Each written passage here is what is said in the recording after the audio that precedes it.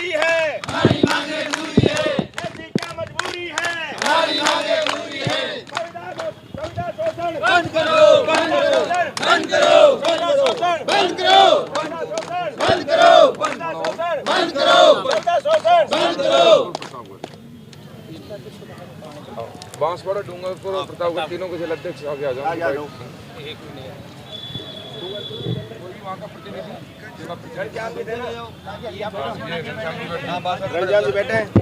नमस्कार, स्वागत है खास राजस्थान में। राजस्थान विद्यार्थी मित्रों पंचायत सहायक संघ का लगातार 33वां दिन भी धरना जारी।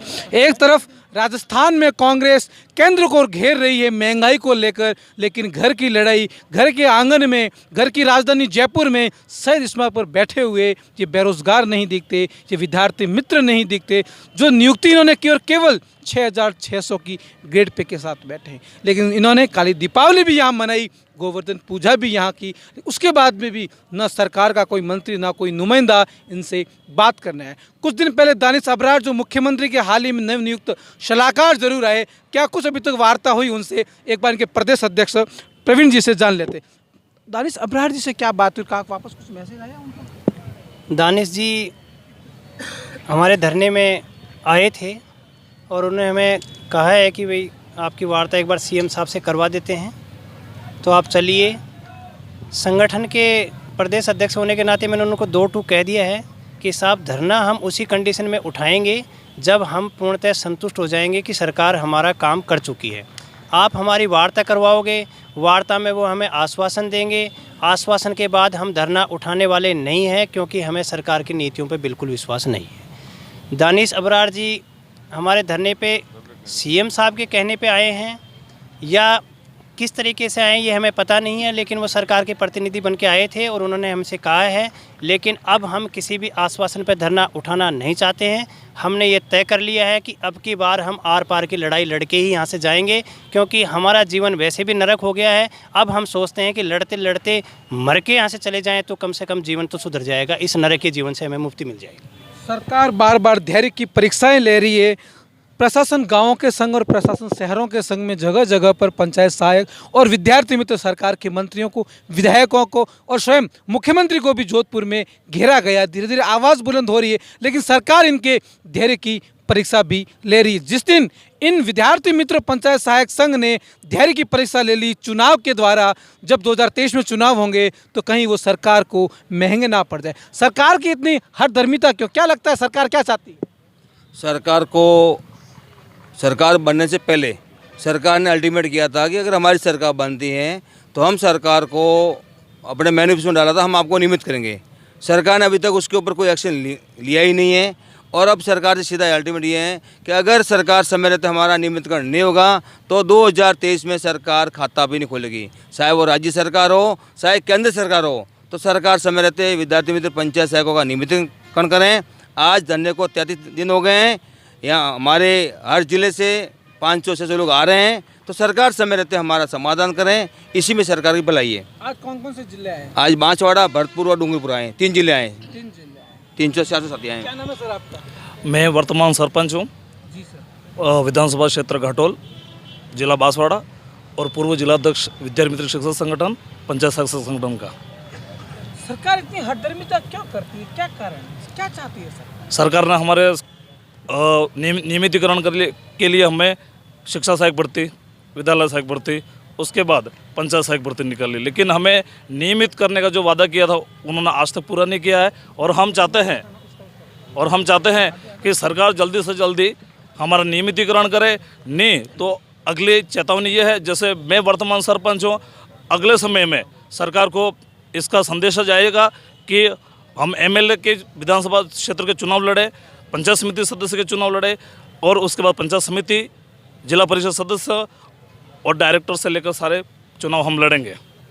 जिसके वहाँ पे स्थानीय जो मंत्री उनसे बात नहीं होती, वो क्या कहते हैं? हमारे यहाँ मंत्री जो है फिलहाल में बने हैं महेंद्र सिंह मालविया, उसके पहले एक और मंत्री थे, लेकिन हमारी मुलाकात है वो नाटक बहाने बार बार बामनिया भी है। ज्ञापन नहीं दिया, बात नहीं, वो क्या कहते हैं स्थानीय लोगों को? ध्यान ही नहीं देते हैं यहाँ के मंत्री, कोई फ़र्क नहीं पड़ता इनको, लेकिन हम 6,000 की जो आमदनी है, हम 6,000 में करें क्या सब? हमारा विद्यार्थी मित्र पंचायत शाखा संगठन क्या करे 6,000 में? क्या मिलता है 6,000 में? एक 6 घंटे की ड्यूटी करने वाला 60,000 कमा रहा है, और हम वहाँ रात दिन मेहनत कर रहे हैं, वहाँ हमें 6,000 रुपये में हमारा भरण पोषण नहीं हो सकता है। और आने वाले समय में अगर सरकार नहीं चाहती तो उसका भुगतान अच्छे तरीके से होगा, ये हमारा वादा है सरकार के खिलाफ। क्या नाम है सर, कहाँ से आप?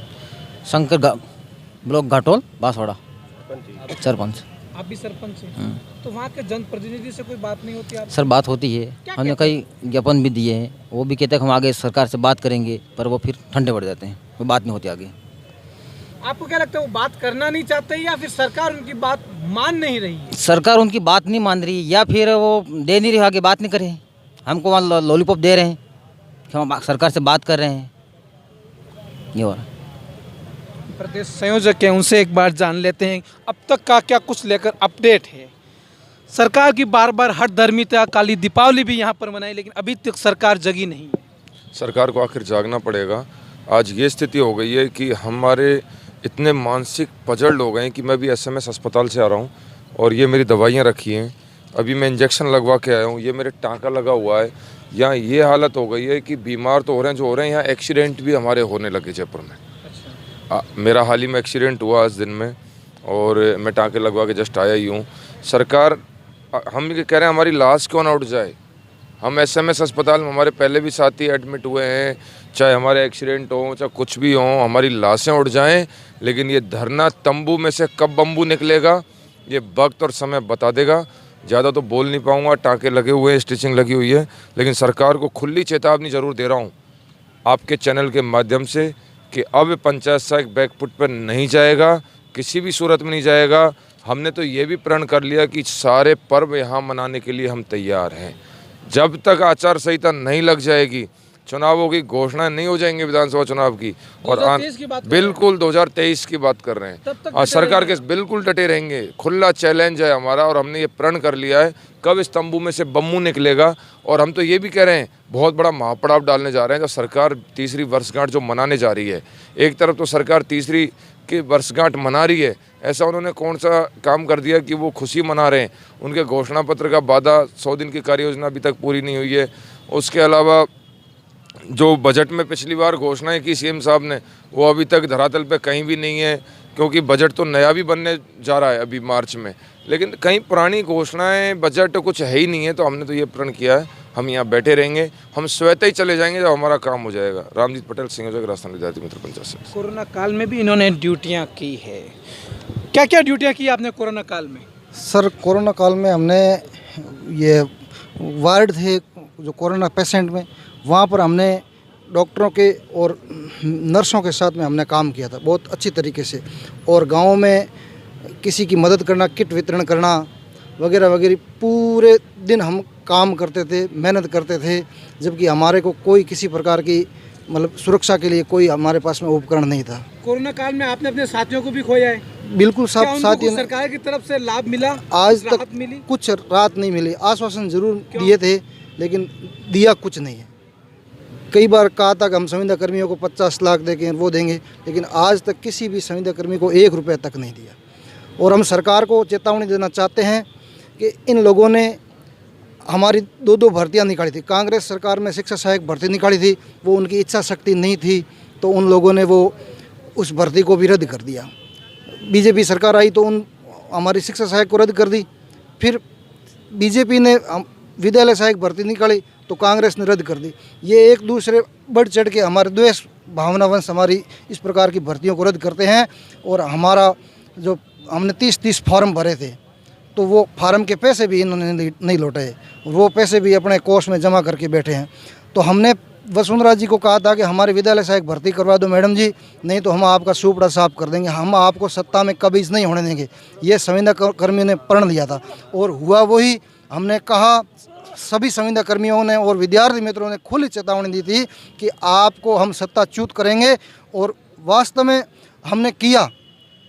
उनको खुली चेतावनी देके हमने सत्ताच्युत किया। और आज भी हम कह रहे हैं, अशोक जी को कान खोल के सुन ले, कि हम आपको चुनाव में करारी मात देंगे, आप कहीं के नहीं रहोगे। जिस प्रकार आपने वादे किए थे, झूठे वादे किए थे कि हम आपको नियमितीकरण करेंगे, वो करेंगे, लेकिन आज तक हमारा कुछ नहीं किया है। सिर्फ हमको मूर्ख बनाने का काम कर रहे हैं। डोटा आसरा जी पहले तो हम विधानसभा में खुले ज़ोर ज़ोर से कहते थे कि हम आपके लिए करेंगे, वो करेंगे, घड़ियाली आंसू बहाते थे, आधे आधे घंटे तक वो रोते थे हमारे लिए, विद्यार्थी मित्रों के लिए, इन पंचायत सहायकों के लिए। और जब भी वो सत्ता में आए तो उनको घमंड और अहंकार आ गया, तो भगवान ने उनकी सुन ली, आज वो कुछ काम के नहीं रहे। तो फिर ये स्थिति 2 साल बाद में इस कांग्रेस की होगी। अगर इन संविदा कर्मियों की नहीं सुनी तो हम गांव में एक अभियान छेड़ेंगे और इनको एक भी इनका खाता भी नहीं खोलने देंगे। ये संविदा कर्मियों में बहुत शक्ति है। हम एक लोगों के पास में कम से कम 2-2 हज़ार वोट हैं, इतनी हम वादा रखते हैं। और आज 27,000 पंचायत सहायक हैं और बाकी वाले संविदा कर्मी हैं। हम मिलके इनके खिलाफ बहुत बड़ा एक जंग छेड़ेंगे चुनाव में और इनको कहीं का नहीं छोड़ेंगे। ये हमारा खुला चैलेंज है। कितना वेतन पता मिलता है आपको? 6,600 मिलते हैं सर, और 6,600 के अंदर कुछ भी नहीं होता है। और आज वर्तमान समय में आप देख रहे हो एक पियोन जो होता है उसको लगभग 35 से 40 हज़ार पेमेंट मिलता है, और हम 6,600 में 12 घंटे ड्यूटी कर रहे हैं। चाहे वो पंचायत में हो, नरेगा का हो, स्कूल की ड्यूटी है, BLO का कार्य है, और जितनी भी कोविड वैक्सीनेशन में ड्यूटी लगा रखी है, दुनिया भर के काम हमें करवा दे। पटवारी के सानिध्य में भी काम करना पड़ता है, SDM के सानिध्य में काम करना पड़ता है, तहसीलदार के सानिध्य में भी कार्य करना पड़ता है, BDO के सानिध्य में कार्य करना, PO के अधीन भी कार्य करना पड़ता है। मतलब जितने भी डिपार्टमेंट है उनके सानिध्य में जो भी प्रोग्राम बनते हैं सरकार के, गवर्नमेंट के विभाग के, जब भी जो भी प्रोग्राम बनते हैं उनके अनुसार हमको चलना पड़ता है। और हर कर्मचारी हमको बुला के कार्य करते हैं। 12-12 घंटे हम ड्यूटी करते हैं सर। और इसके अंदर हमें इतने हताश, परेशान और दुखी और पीड़ित हो चुके हैं कि आने वाले समय में गए समय में हमारे कम से कम 47 पंचायत सहायक 2007 से लेकर 2014 के बीच में दिवंगत हो गए। और इस कोरोना काल के अंदर हमारे कम से कम 10 से 12 साथी शांत हो गए। और ये अभी 2-4 दिन इस धरने के अंदर भी हमारे कम से कम 2-4 साथी आर्थिक और मानसिक परेशानी से उब नहीं चुके और वो परेशान हो गए और दिवंगत हो गए। बहुत ही परेशान, हताश है। एक परिवार को चलाने के लिए उसकी इतनी पीड़ा है कि एक घर में अगर 2-3 बाल बच्चे हो तो उनका लालन पालन और उनकी शिक्षा का खर्चा भी पूरा नहीं होता है।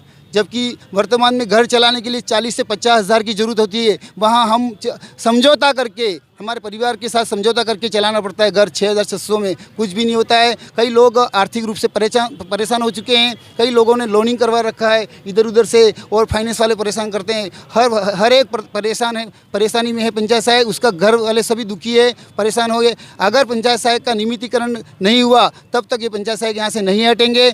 सरकार अपना मैनिफेस्टो का वायदा पूरा करे, क्योंकि पूर्व में गोविंद सिंह जी डोटासरा साहब ने विधानसभा में जब वो बीजेपी के प्रतिपक्ष के नेता थे तब बोला था कि हम विद्यार्थी मित्र को 6,000 की दानगी करवा रहे हो, 6,000 की नौकरी करवा रहे हो। शर्म आनी चाहिए कांग्रेस सरकार को। वो अब सरकार में सत्ता में है, कहाँ छिप गए?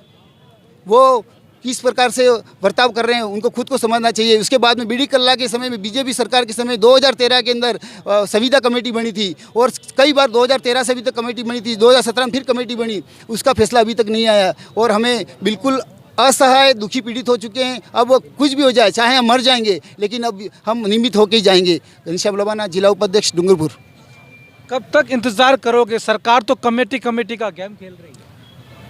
मैंने सरकार को आपके मीडिया के माध्यम से भी एक बार पुनः चेतावनी दे देता हूँ।